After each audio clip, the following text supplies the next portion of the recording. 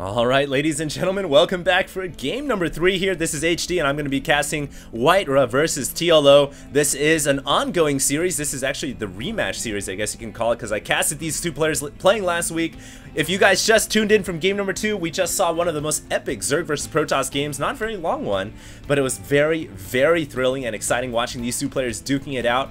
And it was a close battle, but the series is currently tied 1-1, and it looks like TLO is going to be his main race now. It is going to be Terran versus Protoss, and it is going to be on Scrap Station, which is actually more of a Zerg favored map.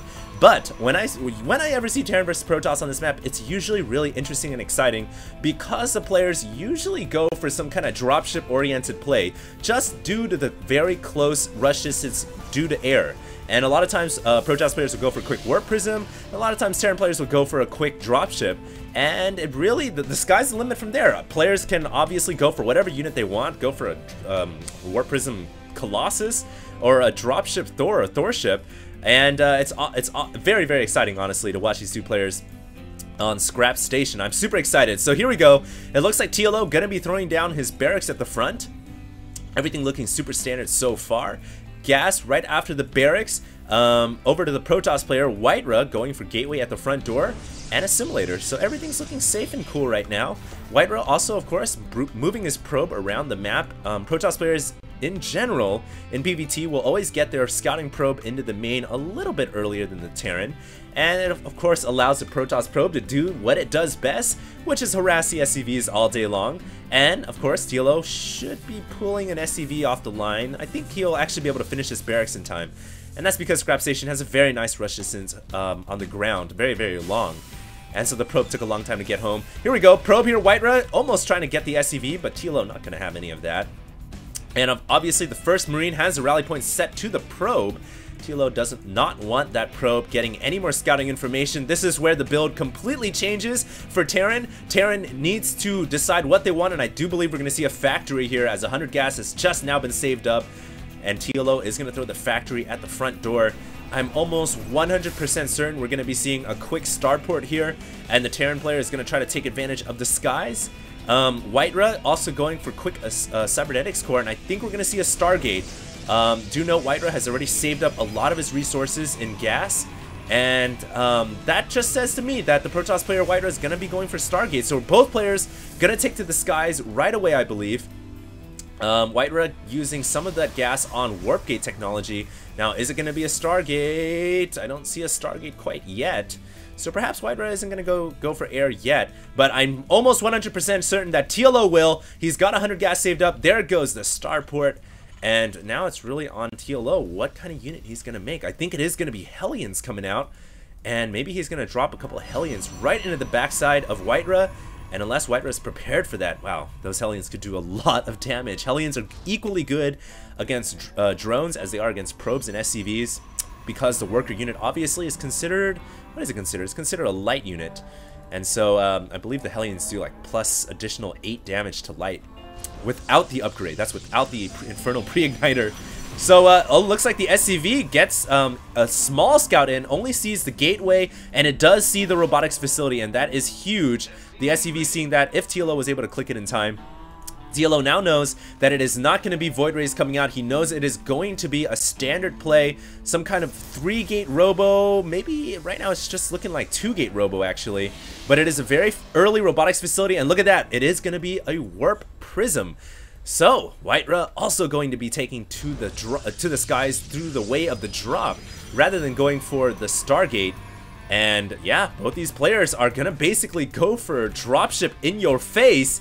It looks like the Terran player will get the drop off a little bit earlier. TLO actually gonna be dropping off Marines into WhiteRa's main. WhiteRa already prepared. Wow, he's warped in a Zealot there. He knew that the drop was coming. That was incredibly good timing. Now WhiteRa has his Warp Prism out. This is the Protoss equivalent of a dropship. Only has a single Zealot though. Remember though that the Warp Prism can turn into a flying pylon essentially, and then it can warp units down. Meanwhile, though, TLO dropping off some oh, the Hellions running in through the front. Once again, TLO doing that trick that he does so well. His Marines coming in from the back, and the Hellions coming in through the front door. Meanwhile, the Zealot has been unloaded. WhiteRa too busy to be able to warp in additional reinforcements. TLO here is doing work inside of WhiteRa's main, and he's killing off a ton of Harvesters.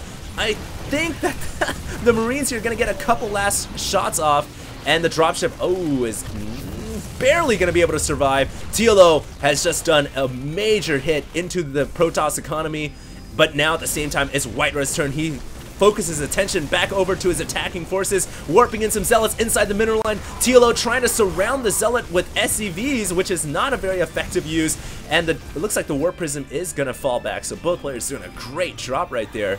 But I think that WhiteRa took the heavier damage of the two. As you guys can see, his probes very much scattered and barely alive, a lot of the shields having regenerated, but WhiteRa taking the brunt of the damage, 27 Harvesters to 17. WhiteRa's got some catching up to do, so he's gonna unload more forces, watch for that to transform into a Warp Prism, and more Zealots gonna come in here. Very nice force field, and wow, WhiteRa's using the Stalkers, he's loading the Stalkers into the Warp Prism, I believe, to micro them around. This is just brilliant micro, and WhiteRa may actually take this game right here. SCVs trying to fight for dear life. Income tab showing that TLO now taking a huge hit to his economy, and additional Zealots continue to stream in. Oh my god, WhiteRa is doing so much damage. TLO needs to make a Thor. He's got the armory down. Thor just now starting to be built. That armory was down for a very, very long time. Oh no, WhiteRa is doing so much damage. TLO falling back to his bunker and repairing it, but there's nothing inside it. And the backside of the Terran mineral line has been exposed. We have one Hellion trying to run its way into the main to do something, anything, but TLO now may have fallen behind way too much for this game to be salvaged. A Viking now landing to try to do something. Note the Hellion, oh, gets surrounded by the probes. So I think WhiteRa is gonna take this game here. TLO may just be waiting for the Thor. That's his last hope. He's waiting for the Thor. So Thor is here, gonna load up into the dropship actually, and it's on a duty, it's on a mission.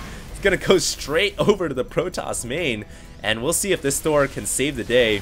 Nope, TLO gonna GG out. He says, screw it, I'm out of this game. And the Thor is left hanging out in space. So what's up, dude? And that's gonna be game number 3. That was a really intense game, as were the other two, and both players making great use of drops. But hey, when it comes to technology, Protoss players got the better tech, and they can obviously warp in units, whereas the dropship for the Terran players cannot. And so that's what really made the difference, and WhiteRa able to take that game. WhiteRa was able to take that game. So we're going to move on to game number 4. WhiteRa currently up 2, TLO up 1. HD signing out.